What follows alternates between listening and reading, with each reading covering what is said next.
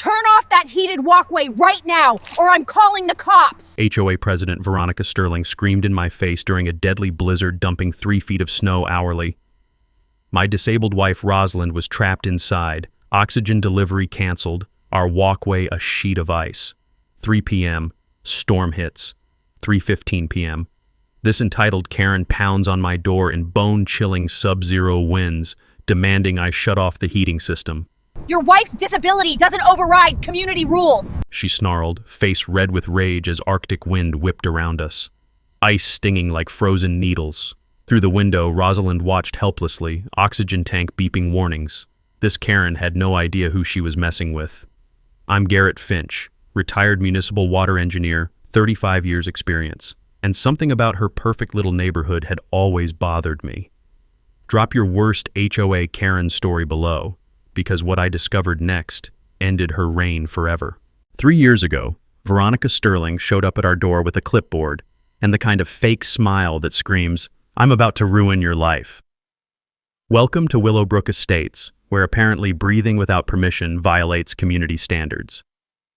Just reviewing your moving compliance, she'd announced, eyeing our truck like we were smuggling meth instead of medical equipment. We'd moved here for Rosalind's lungs. After 34 years of marriage and her worsening COPD, doctors said clean air and single-story living weren't suggestions. They were survival requirements. Willowbrook seemed perfect. Upscale planned community, tree-lined streets, the kind of quiet that helps you actually breathe. That first winter almost killed her. December ice storm. Rosalind slipped on our front walkway, couldn't get up, lay there gasping in sub-zero air for 20 minutes until Mrs. Patterson found her. Hospital said another 10 minutes and game over. So I engineered a solution, $8,000 heated walkway system, radiant cables, thermostat controlled, energy efficient as hell. County permits? Check. Fire department approval? Check. Electrical inspection? Passed with flying colors. 2 years of perfect operation. Rosalind could reach her oxygen deliveries safely, get the mail without risking death, actually step outside during winter. The concrete stayed warm enough to melt snow on contact. You could smell that clean, wet pavement scent, even in blizzards. Then Sterling decided to become HOA Führer. Veronica Sterling, 54, real estate agent, married to City Planning Committee member Baxter Sterling. Think middle-aged Karen with a law degree and the personality of a paper shredder. Their house looks like a wedding cake designed by someone who hates joy, all fake columns and gaudy stonework that screams new money, no taste. Her campaign slogan? Restoring property values through proper standards. Translation: I will destroy anyone who doesn't worship my aesthetic vision. Her first victim, 78-year-old Mr. Kowalski. This sweet old man had been feeding birds for decades, little finches that would chirp outside his kitchen window every morning. Sterling hit him with a $2,400 fine for non-conforming wildlife attractions depressing neighborhood aesthetics. I'm reading this in our community newsletter, coffee going cold in my hands, thinking, who finds a retiree for bird feeders? The kind of person who gets off on crushing people who can't fight back. But Sterling made one crucial mistake with old Kowalski. See, his son works for the county water department, and during one of their "How's your evil HOA" conversations, something interesting came up about Willowbrook's water usage patterns. Some houses were using significantly less water than others, like suspiciously less. Then Sterling came for our walkway. Unauthorized aesthetic modification requiring immediate removal, she announced during an emergency architectural review board meeting. The board? Sterling plus 2 wine mom friends who'd agree with her if she said gravity was optional. I have every permit imaginable, I told her, spreading documentation across the conference table like evidence at trial. County permits don't override our architectural standards. Her nails clicked against the table like tiny hammers. That sound still makes my teeth itch. What standards?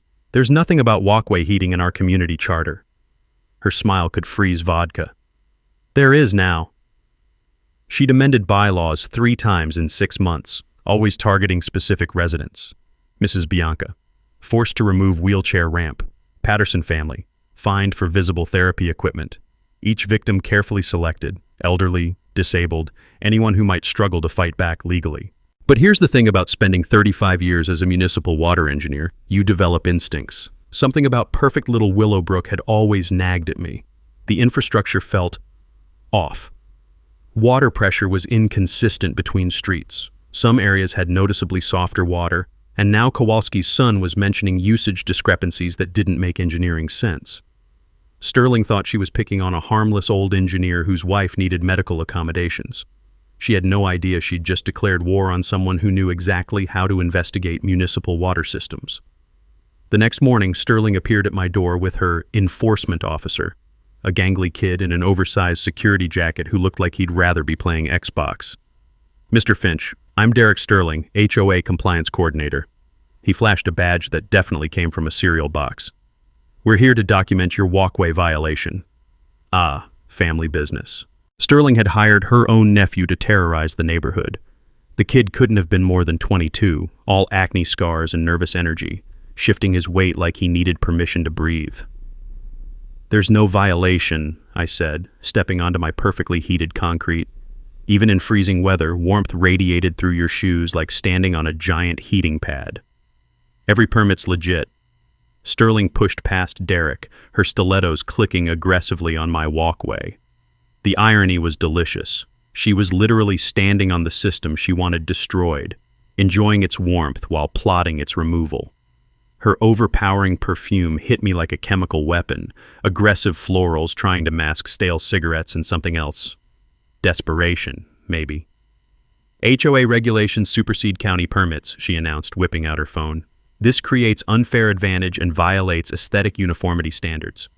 Derek started photographing everything like he was documenting a murder scene. Kid was thorough, snapping shots of heating cables, electrical connections, even trying to peer through our windows until I blocked his view with my considerable bulk. "Ma'am, this prevents my disabled wife from dying on ice. Medical needs don't override community standards." She practically purred with satisfaction, eyes gleaming like a predator spotting wounded prey. "Lien gets filed Friday if this isn't removed." 4 days. This woman was giving us 4 days to rip out our safety system. That afternoon found me in disability attorney Marlene Vasquez's office, surrounded by law books and the smell of expensive leather mixed with fresh coffee. Vasquez was sharp as a scalpel, the kind of lawyer bullies cross the street to avoid. "Classic selective enforcement pattern," she said, reviewing my documentation with the methodical precision of a surgeon. "They target vulnerable residents, hoping you'll cave rather than fight back.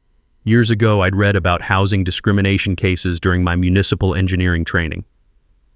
The Fair Housing Act doesn't just protect against obviously discriminatory rules, it protects against discriminatory enforcement.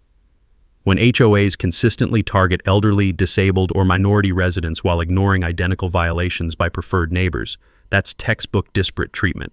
Doesn't matter if the rules themselves seem neutral, the pattern of who gets punished reveals the real motivation burning underneath." "What's our play?" I asked. "Document everything. But first, let's establish their systematic pattern." She pulled out fresh legal pads, expensive pens clicking ready. "Tell me about their other targets." I ran through Sterling's greatest hits: Kowalski's bird feeder fines, Mrs. Bianca's wheelchair ramp battle, the Pattersons getting hassled over their son's therapy equipment. Every victim carefully selected, old, sick, or struggling to fight back effectively. Vasquez's pen scratched furiously across paper as the pieces clicked together like gears in a well-oiled machine. Then she discovered something that made my engineering brain light up like Christmas morning. "Your HOA president's been exceptionally busy," she said, sliding documents across her polished mahogany desk. 3 bylaw amendments in 6 months. Look at these suspicious dates. The paperwork told a fascinating story of coordinated corruption. Each amendment targeted a specific resident situation, filed within days of their permit applications becoming available through city channels. Sterling wasn't randomly making up rules. She had advance intelligence from inside sources. "How's she getting permit information before it's public?" Vasquez's smile could cut tempered glass. "Husband Baxter sits on city planning committee. He gets advance access to every permit application in the entire district." The scope hit me like ice water down my spine. This wasn't just HOA harassment, it was an organized intelligence operation.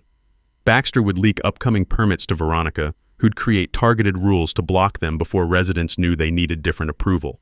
A beautiful little corruption machine running right under everyone's noses. But then Vasquez pulled the real bombshell: Sterling family property records. Guess who approved multiple modifications without any HOA review? She highlighted a damning list: decorative lighting, extended driveway, outdoor kitchen, hot tub installation, all on Sterling property, all conveniently signed off by Baxter Sterling himself. They exempted themselves from their own rules, while using those same rules to terrorize disabled neighbors. She leaned back in her leather chair. It's systematic discrimination with a beautiful paper trail. That evening, I sat reviewing evidence while Rosalind used her nebulizer, its gentle humming mixing with our walkway pump cycling outside. Two machines keeping my wife alive, both threatened by Sterling's power games. But Derek had made one beautiful mistake during his documentation visit. Kid forgot his phone was still recording when he started venting about family drama. "She's completely insane," his voice came through crystal clear on the evidence video. "Yesterday she measured my grass with a ruler because it looked too long. A freaking ruler, dude. Who measures grass with rulers?" Even Sterling's own nephew thought she'd lost her mind. The question was, what other secrets was this perfect little neighborhood hiding? Sterling called an emergency HOA meeting for Thursday night, exactly 24 hours before her lien deadline. The woman had timing like a shark sensing blood. "Emergency session regarding dangerous property modifications," read the hastily printed notice, shoved under every door. 24-hour notice for a meeting requiring 72 hours advance warning. But Sterling was betting most residents didn't know their own bylaws from their shopping lists. Thursday evening, the community center reeked of desperation and burnt coffee. Sterling had packed the room with her usual suspects: real estate clients, wine club cronies, anyone who owed her favors or feared her wrath. The fluorescent lights buzzed like angry wasps overhead. "Ladies and gentlemen," Sterling announced, clicking across cracked linoleum in stilettos that could puncture steel, "we face a serious threat to our community standards." She'd prepared a full PowerPoint presentation about my walkway. The dedication was almost admirable. Slide 1. Unauthorized modifications destroy property values. Slide 2. Medical exceptions create legal liability. Slide 3. My perfectly maintained walkway labeled community eyesore. The irony was delicious. My concrete looked better than the community center's pothole-riddled entrance. But Sterling pressed on, voice rising like a televangelist hitting her stride. "This modification sets dangerous precedent. Today it's heated walkways, tomorrow heated driveways, then heated patios. Where does this madness end?" Mrs. Patterson's hand shot up from the back. "Veronica, didn't you install an unauthorized hot tub last year?" Sterling's face flushed red as a brake light. Completely different. Hot tubs are recreational amenities, not infrastructure modifications. Without architectural review, Patterson pressed, clearly enjoying herself. The board determined it fell under existing guidelines. Sterling's voice cracked slightly. Translation: she'd rubber-stamped her own hot tub while denying everyone else's improvements. During the coffee break, I fired up my laptop and dove into municipal databases. Years of engineering work had taught me that infrastructure tells stories if you know how to listen. And something about Sterling's neighborhood was whispering secrets. Water consumption data revealed fascinating patterns. Average suburban household burns through 300 gallons daily. Irrigation, showers, dishwashers, laundry. But Sterling's entire street consistently used 40% less than comparable areas. Not just her house, the whole damn street. These weren't tree-hugging conservationists. I'd watched their sprinklers running during drought restrictions. Something else was feeding their water needs, and that something wasn't showing up on city meters. I started cross-referencing property surveys with historical agricultural records. Willowbrook sat on former farmland, and farms always had irrigation wells. Wells that should have been properly sealed when the land got developed for suburban paradise. But what if they weren't sealed? What if certain residents had discovered creative ways to supplement expensive city water with free agricultural well water? That would explain everything. The usage discrepancies, the suspiciously low bills, Sterling's panic whenever anyone mentioned infrastructure. Back inside, Sterling was building toward her grand finale. "I therefore propose immediate fines of $2,500 plus mandatory removal within 48 hours. "Seconded," squeaked her wine club lieutenant. Then Derek raised his hand from the corner, looking like he'd rather be anywhere else on earth. "Aunt Veronica, quick question." Sterling's smile could have refrigerated hell. Yes, Derek. Why is our family's water bill like half what everyone else pays? Mom thinks our meter's busted or something. The room went morgue quiet. You could hear individual fluorescent bulbs humming their death songs overhead. Sterling's face cycled through panic, rage, and forced calm in about 3 seconds. We practice responsible water conservation, Derek. Others should follow our example. But that innocent question detonated like a grenade in church. Neighbors started whispering, mental calculators spinning. Mrs. Bianca pulled out her phone, probably checking her last water bill. Kowalski was nodding slowly, puzzle pieces clicking together. Actually, I said, standing with my laptop full of damning data, Derek just raised something fascinating about community water usage patterns. Sterling looked like she'd swallowed a live grenade. Mr. Finch, utility bills aren't tonight's topic. No, but legal compliance is. I angled my screen toward the crowd. If we're discussing violations, perhaps we should examine all of them. Her face went white as bone. Sterling knew exactly what I was implying, and her terror was painting the story for everyone else. This meeting is adjourned, she shrieked, practically teleporting toward the exit. Too late. The questions had started, and neighborhood questions spread like wildfire in drought season. Derek intercepted me in the parking lot, genuine confusion written across his young face. Mr. Finch, what did you mean about water patterns? I jingled my keys in the crisp night air, breathing steam in the cold. Nothing concrete yet, Derek, but ask me again next week. The kid had no idea he'd just lit the fuse that would blow up his aunt's entire world. Friday morning brought Sterling's nuclear option. A private investigator parked outside our house in a black SUV about as subtle as a circus elephant performing ballet. The guy looked like discount James Bond. Polyester suit, gas station sunglasses, probably got his PI license from a cereal box promotion. He was photographing our mailbox like it contained nuclear launch codes, completely oblivious to how ridiculous he looked crouched behind his steering wheel. But Sterling's panic was showing in beautiful, desperate ways. She'd also hired some bottom-tier security company to patrol community safety concerns. Translation: intimidate anyone asking uncomfortable questions about mysteriously low water bills. By noon, 3 neighbors had called about security guards harassing them. Mrs. Bianca found one moron literally digging around her water meter, claiming he was checking for dangerous leaks. The guy had left muddy boot prints across her prize-winning flower beds and trampled her roses like Godzilla in suburbia. These rent-a-cops were doing Sterling's dirty work so clumsily they might as well have worn neon signs reading, "We're covering up major crimes here, ask us how." Meanwhile, I was doing what engineers do best, following paper trails that expose beautiful, systematic lies. The 1987 County Geological Survey read like a treasure map to corruption. Willowbrook's former farmland had contained 3 active irrigation wells, all legally requiring proper decommissioning before residential development. The largest well sat directly under Sterling Street, perfectly positioned to serve 8 houses total. But here's where professional incompetence met criminal genius in perfect harmony. The decommissioning permits showed approved completion with official signatures, but the actual work orders revealed something absolutely delicious. The wells weren't properly filled and sealed according to environmental regulations. They were just disconnected from surface irrigation systems. Engineering translation: someone removed the visible equipment while leaving fully functional wells underground and accessible.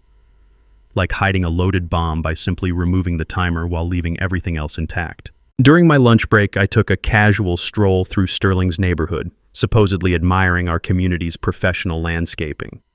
What I discovered made my engineer's soul sing with righteous fury and professional indignation. Every single house on that street had identical decorative manhole covers positioned strategically in their backyards. Cute cast iron circles that typical suburbanites would assume were septic access points or standard utility connections. But they sat directly over the mapped old well locations, and they weren't decorative. They were completely operational access points. Someone had engineered an entire underground distribution system with individual connections delivering free agricultural water to 8 families while they paid city bills for maybe half their actual consumption.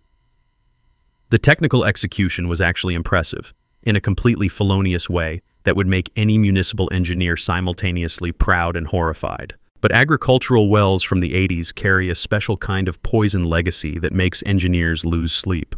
I called my old environmental agency contact, Jim Morrison, who specialized in agricultural contamination nightmares across 3 states. "Garrett, please tell me you're not calling about people drinking water from decommissioned farm wells." "Why, what's fundamentally wrong with that?" Jim's groan sounded like a dying walrus choking on regret. "Those wells are basically toxic soup kitchens. Pesticide runoff, nitrate contamination, bacterial colonies growing happily in stagnant systems. We've been cleaning up environmental disasters like that for decades." My blood turned ice cold as implications crashed over me. How genuinely toxic are we talking? Short-term exposure causes stomach problems and respiratory issues. Long-term exposure? Developmental disorders in children, immune system collapse in elderly adults, potential carcinogenic effects. The nitrate concentrations alone can kill infants outright. I was thinking about Mrs. Patterson's baby grandchild who visited weekly, Mr. Kowalski's mysterious ongoing stomach problems, the Sterling neighbor's kid with unexplained learning disabilities that doctors couldn't diagnose. If someone discovered illegal well usage and deliberately didn't report it? Federal environmental crime investigation, EPA raids with hazmat teams, criminal conspiracy charges for anyone who knew about contamination. We're talking federal prison sentences, not county jail vacation time. That evening, Sterling made her final desperate gamble. She appeared at our door clutching what looked like a peace treaty written in pure, concentrated panic. "Mr. Finch, I've completely reconsidered your Walkway situation." She was holding an actual check, a very big one with lots of zeros. $30,000 for removal costs and premium safety alternatives. Professional installation, luxury materials, whatever special accommodations your wife requires. 30 grand for an $8,000 system that was completely legal and properly permitted. My eyebrows must have hit my hairline. That's incredibly generous. All I need is your discrimination complaint withdrawn and your agreement to stop encouraging neighbors to question utility systems or community infrastructure. There it was, dripping with desperation and fear.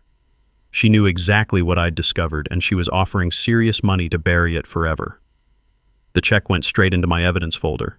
Sunday morning, I drove to the state environmental testing lab with 8 water samples and a stomach churning like a washing machine full of dread. Dr. Sarah Kim, the lab director, was an old colleague from my municipal days. Brilliant chemist who'd moved into environmental contamination analysis after too many nights losing sleep over poisoned communities. Her lab smelled like bleach and broken promises, all sterile surfaces and equipment that hummed ominous warnings. "Garrett, these samples are supposed to be residential tap water?" She was staring at her computer screen like it was displaying apocalypse data. "Standard city water supply, according to the residents." "Well, they've been lied to for years."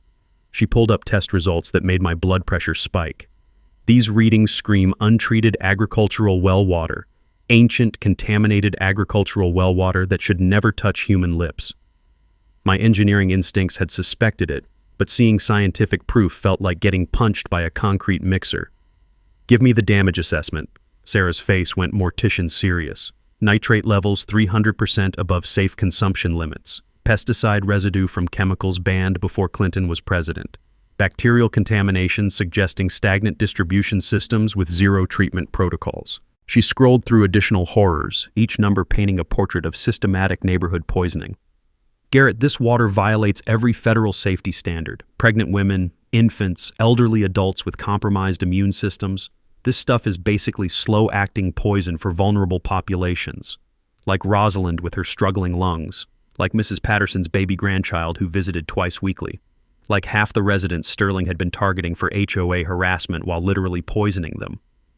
There's worse news, Sarah continued, pulling up heavy metal analysis. Corroded distribution pipes leaching lead and copper. Agricultural runoff containing organophosphates linked to permanent neurological damage. This isn't just contaminated water, it's a public health catastrophe disguised as suburban paradise. The horrifying scope crashed over me like toxic surf. How long before health effects become obvious? Depends on individual vulnerability, but acute symptoms appear within months. Chronic damage accumulates over years. Children and elderly show effects first. Developmental delays, immune system collapse, gastrointestinal disasters. Suddenly everything clicked with sickening clarity. Mr. Kowalski's mysterious stomach problems that doctors couldn't diagnose. the Sterling neighbor's kid struggling with unexplained learning disabilities. Mrs. Patterson mentioning her grandchild's frequent infections during weekend visits. Sarah, if residents knew about contamination and kept serving it, her expression could have frozen napalm. Federal environmental crime, criminal negligence with potential manslaughter charges if children suffered permanent damage. The EPA doesn't mess around with knowing contamination cover-ups. And that afternoon, attorney Marlene Vasquez reviewed lab results with the intensity of a pathologist examining murder evidence.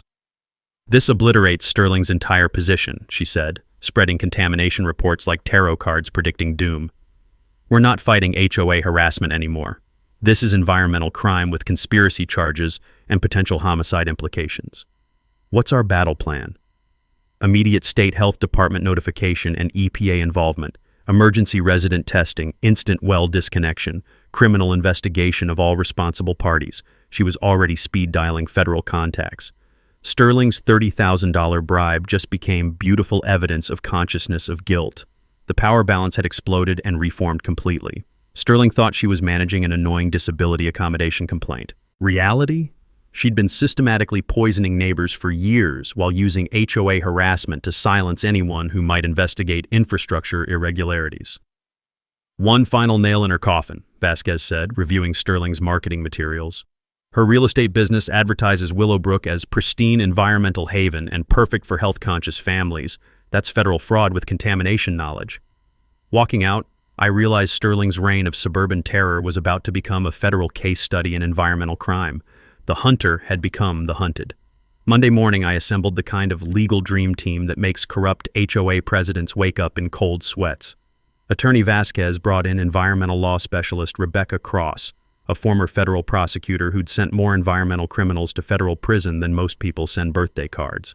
Cross had the kind of shark-eyed reputation that made EPA investigators genuflect and corporate defense lawyers develop sudden bladder problems. We're not just building a case, Cross announced during our war council, her conference room reeking of expensive coffee and impending doom for Sterling. We're constructing a federal prosecution that'll make environmental crime textbooks for the next 20 years. The irony was delicious. Sterling thought she was fighting a disabled guy over heated concrete. Reality? She was about to become the star defendant in a federal environmental conspiracy case. Step 1. Community health emergency protocols. Dr. Kim connected us with state health officials who specialized in contamination disasters. Within 48 hours, we'd have mobile hazmat testing units parked in Sterling's front yard, temporary city water connections for poisoned families, and pediatric specialists documenting contamination damage in children. You could almost smell Sterling's panic from 3 streets away. Step 2.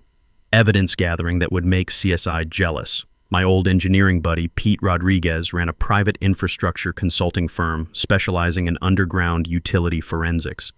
Pete owed me favors from municipal projects where I'd saved his ass during budget hearings. You want me to map illegal pipe connections in an active suburban neighborhood?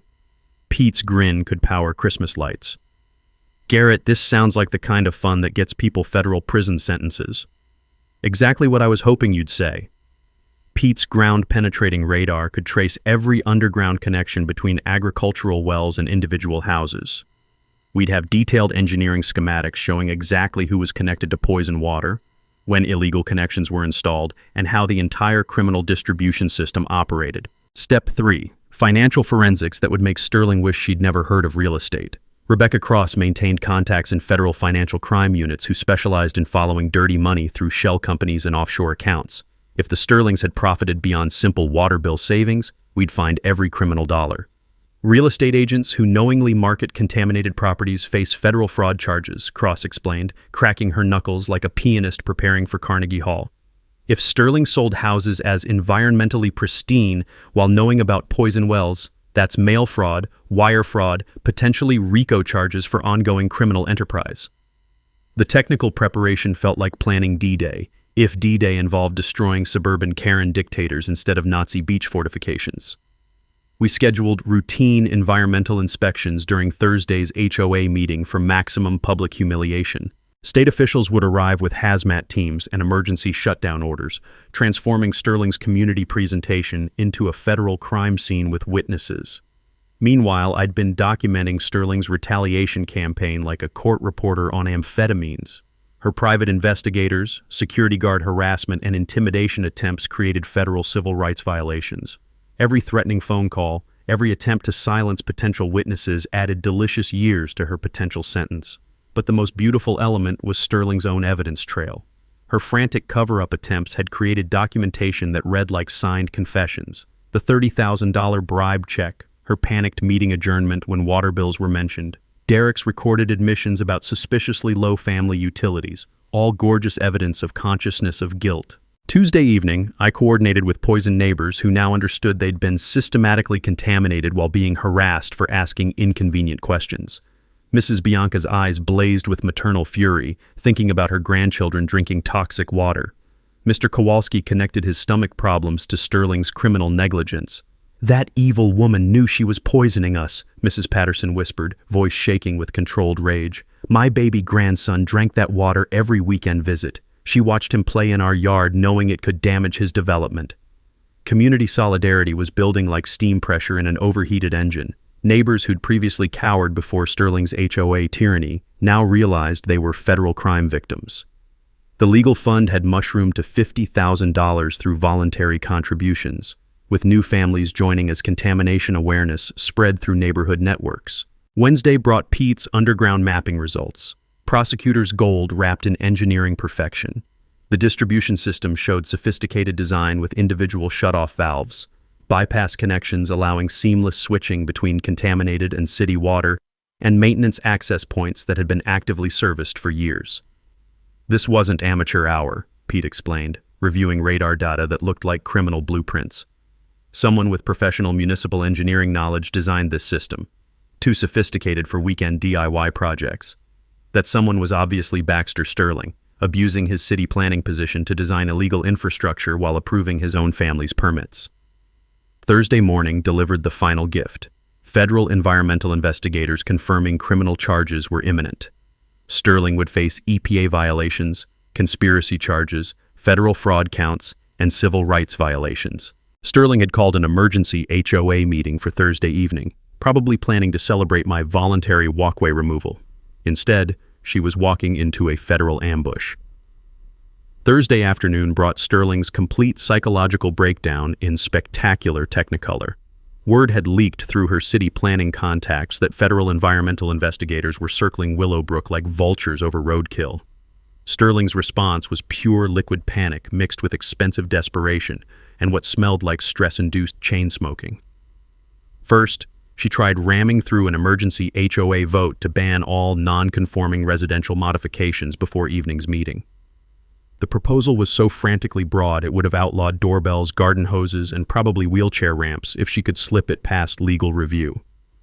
I watched through the community center's grimy windows as she operated the copy machine with hands shaking like autumn leaves. The acrid smell of overheated toner mixed with her frantic cigarette smoke and what I'm pretty sure was straight vodka breath by 3 p.m. Then Derek appeared at my door looking like he'd rather face a firing squad than his aunt's latest instructions.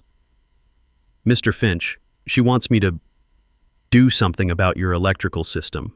His voice cracked like a teenager asking for prom dates. "Says your walkway heating creates imminent fire hazards requiring emergency disconnection." "What kind of disconnection, Derek?" "She wants me to cut your power lines, tonight, before the meeting." He was practically hyperventilating. "Says it's preventive maintenance to protect community safety." Criminal sabotage. Sterling was ordering her own nephew to commit federal property destruction 12 hours before environmental crime investigators arrived. The desperation was so thick you could bottle it and sell it as anxiety medication. "Derek, that's felony destruction of property." "I know!" His voice pitched toward hysteria. "But she says if I don't do it, she'll fire me and tell my mom I've been embezzling HOA funds to buy drugs." Poor kid was trapped between committing federal crimes and family destruction. Sterling was willing to sacrifice her nephew's criminal record to buy herself 12 more hours of delusion. But Sterling's panic had reached beautiful new heights. Mrs. Bianca caught her offering board member Tom Wilson $7,000 cash to support emergency walkway prohibition. When Wilson refused, Sterling threatened to report his perfectly legal garden shed as unauthorized commercial structure, requiring immediate demolition.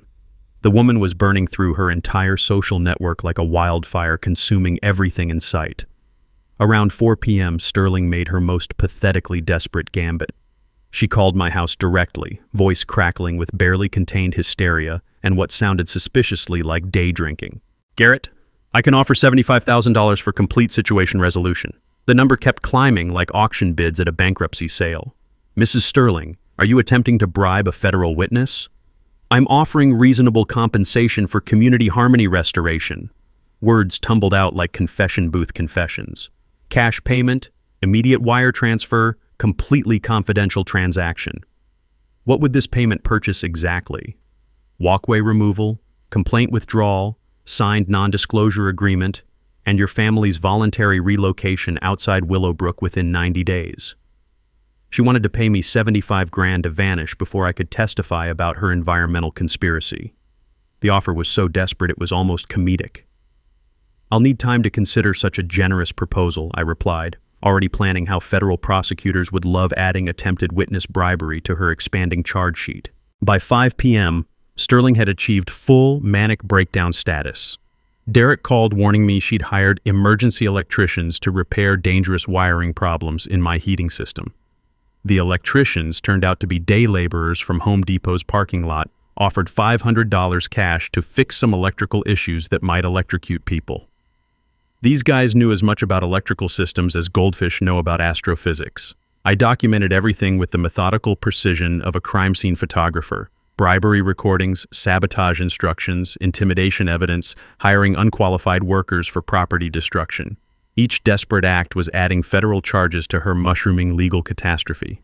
The gorgeous irony was that Sterling's frantic cover-up attempts were manufacturing evidence faster than federal prosecutors could catalog it. Every panicked phone call, every escalating bribery offer, every intimidation threat was being recorded and preserved for criminal court presentation. At 6:30 p.m., Sterling arrived at the community center dressed like she was storming Normandy.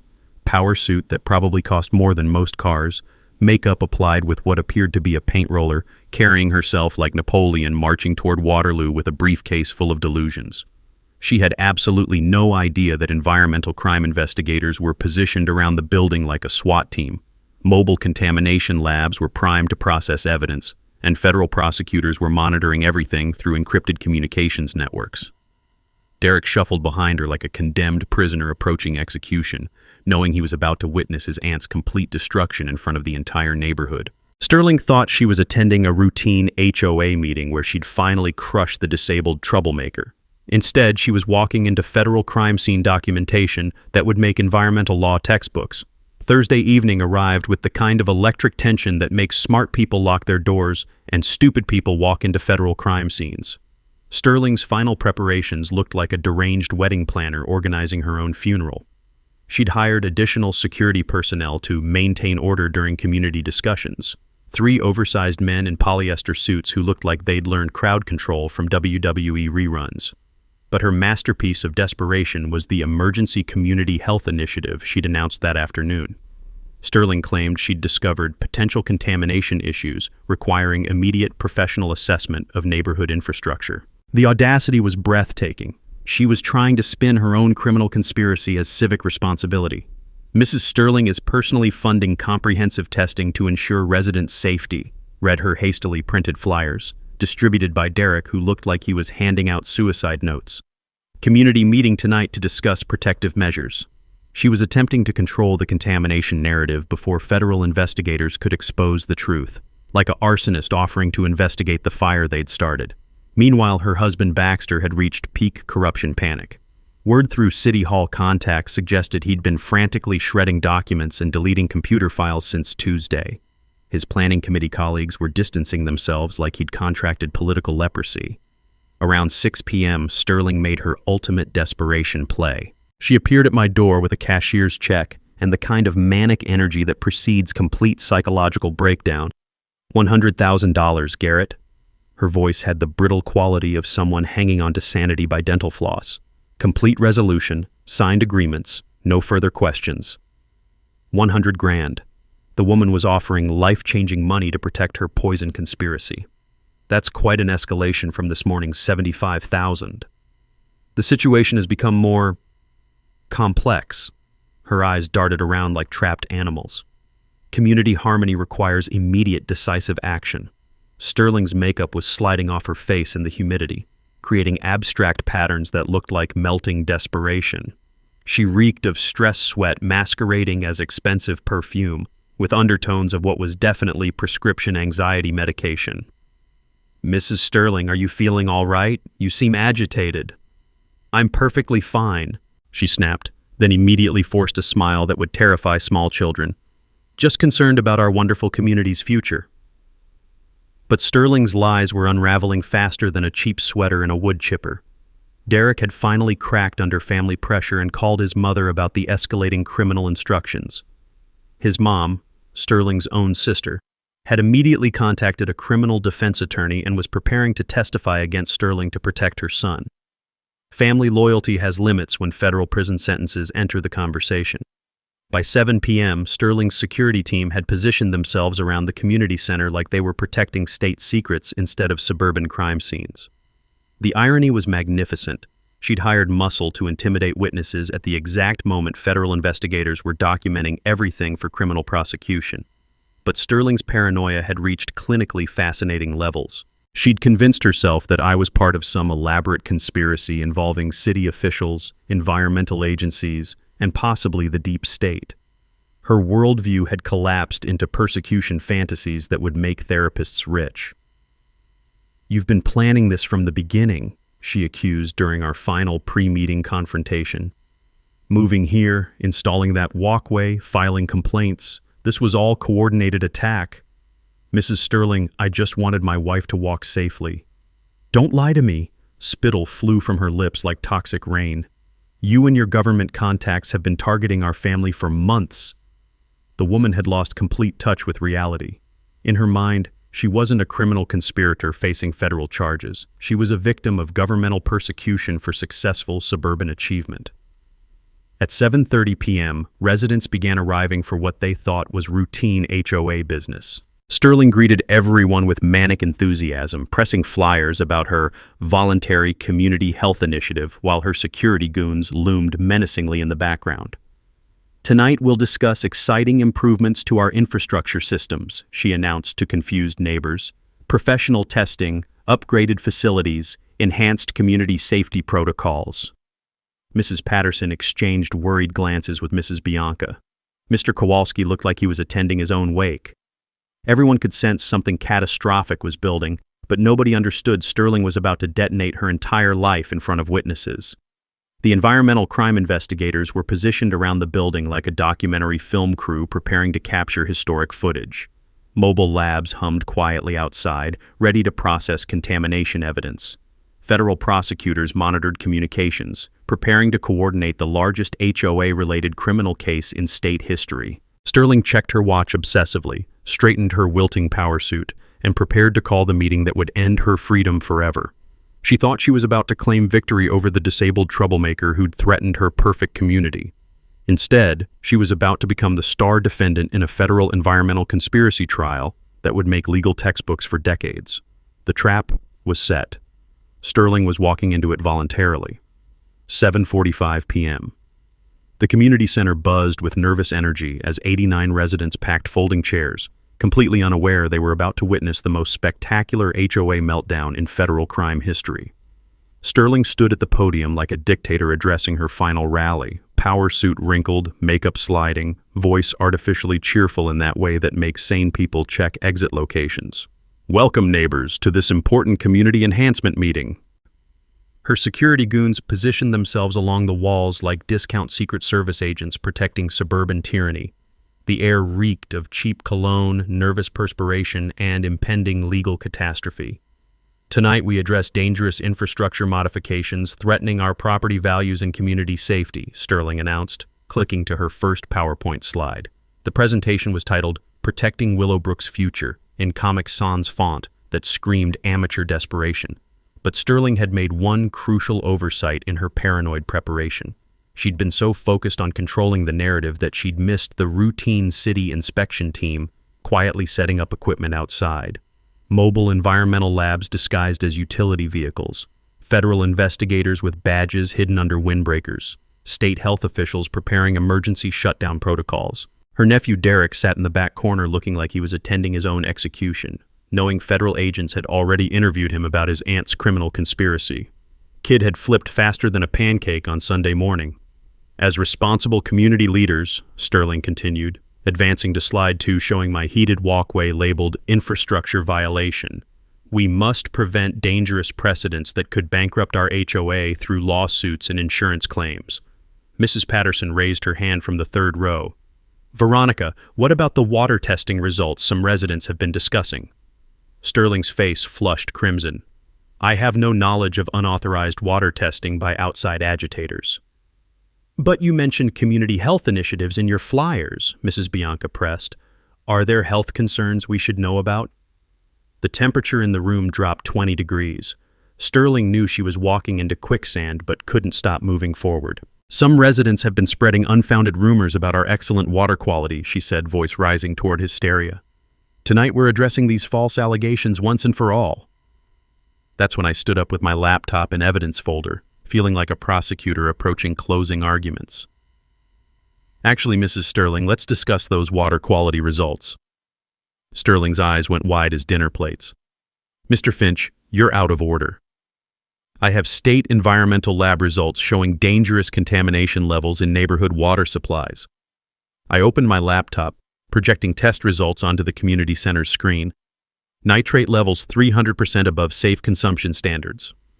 The room erupted in shocked murmurs. Sterling lunged for the podium microphone like she was grabbing a life preserver.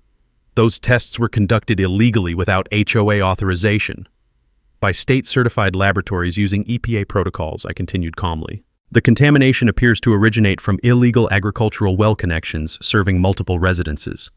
Sterling's security guard started moving toward me, but stopped dead when Dr. Sarah Kim stood up from the back row, producing her state environmental agency credentials. I'm Dr. Kim, State Environmental Contamination Specialist. We have documented evidence of systematic water contamination endangering public health. Now Sterling's panic went full meltdown. This is a setup. These people are conspiring against our community. That's when the community center doors opened and federal environmental crime investigators walked in, badges visible, recording equipment rolling. Mrs. Sterling, said the lead investigator, a woman who looked like she'd prosecuted environmental criminals for breakfast. We need to discuss some irregularities in your neighborhood's water infrastructure. Sterling's face cycled through denial, rage, and pure terror in about 3 seconds. The room had gone morgue silent, except for the humming of recording equipment and Sterling's increasingly labored breathing. I don't know anything about water problems, she stammered, mascara starting to run. We practice water conservation in our family. Ma'am, we have documented evidence of illegal well connections, federal water safety violations, and conspiracy to conceal environmental crimes, the investigator continued. We also have recordings of attempted bribery and witness intimidation. Derek raised his hand from the back like a student confessing to cheating. She offered Mr. Finch $100,000 this evening to keep quiet about the contamination.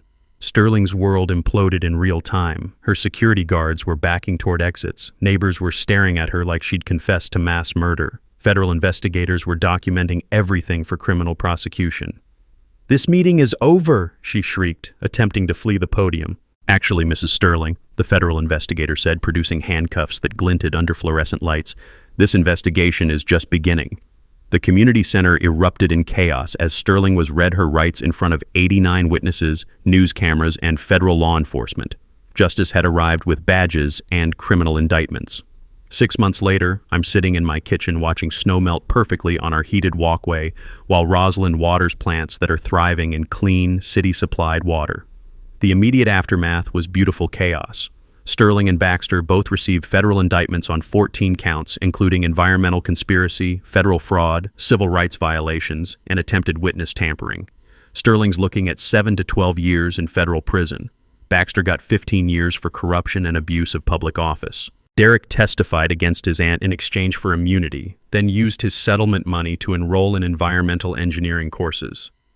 Kid wants to spend his career cleaning up the messes that people like his aunt create. The environmental cleanup took 4 months and cost $1.3 million in federal funds.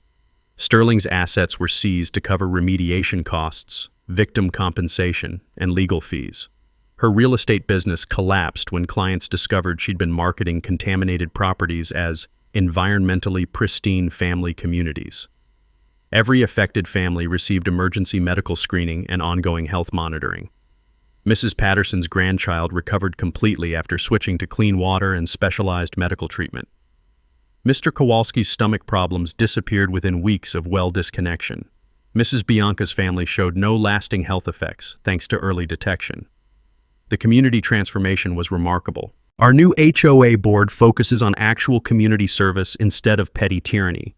Monthly environmental testing ensures water safety. We established disability accommodation policies that became a model for other planned communities. My heated walkway, officially designated as essential medical infrastructure with full HOA approval and community support. Rosalind can now access her oxygen deliveries safely year-round, and she's been helping other residents understand disability accommodation rights. But the real victory was community solidarity. Neighbors who'd previously feared Sterling's retaliation became close friends through shared adversity. The Kowalski family hosts monthly barbecues where everyone brings contamination-free water and celebrates survival. Mrs. Bianca started a neighborhood watch program that actually watches out for each other instead of reporting code violations. We established the Clean Water Community Scholarship using Sterling's seized assets. Local students studying environmental engineering or public health receive funding to prevent future contamination disasters. The scholarship has already supported 12 students, including Derek Sterling, who's become one of our strongest advocates for infrastructure transparency. The legal precedent was significant. Federal prosecutors now use the Willowbrook case to train investigators on suburban environmental crimes. Our community became a model for identifying HOA corruption and protecting vulnerable residents from systematic targeting. Sterling's former colleagues in real estate and city planning faced their own investigations. 3 additional officials were indicted for permit corruption. The City Planning Committee was completely restructured with new oversight protocols and conflict of interest rules. Personal healing took longer than legal resolution. Rosalind and I grew closer through the crisis, our marriage strengthened by facing adversity together. She started a support group for environmental contamination victims that now serves 6 counties. Her breathing has improved significantly with clean air, reduced stress, and the knowledge that she's helping other families avoid similar poisoning. The annual Clean Water Festival commemorates our victory each spring. Local environmental groups set up information booths, children learn about water safety, and we celebrate community resilience. Sterling's former house was converted into a community environmental monitoring center because irony tastes better than revenge. My consulting work expanded into helping other communities identify environmental hazards and HOA corruption. The engineering skills I used to expose Sterling's conspiracy now protect families across 3 states. It's the most satisfying work of my career, using technical knowledge to fight bullies who target vulnerable people. Rosalind laughs when people ask if we regret moving to Willowbrook. "This is home," she says. "Bad people don't define good places. Good people fighting back do." She's right. Sterling's reign of terror lasted 6 years, but our community's recovery will last generations. The most beautiful justice? Sterling's cell has no heated floors, contaminated water, and roommates who don't appreciate environmental criminals. Meanwhile, our neighborhood thrives with clean water, disability accommodations, and neighbors who actually care about each other's well-being. Some fights are worth everything. Some victories protect more than just yourself.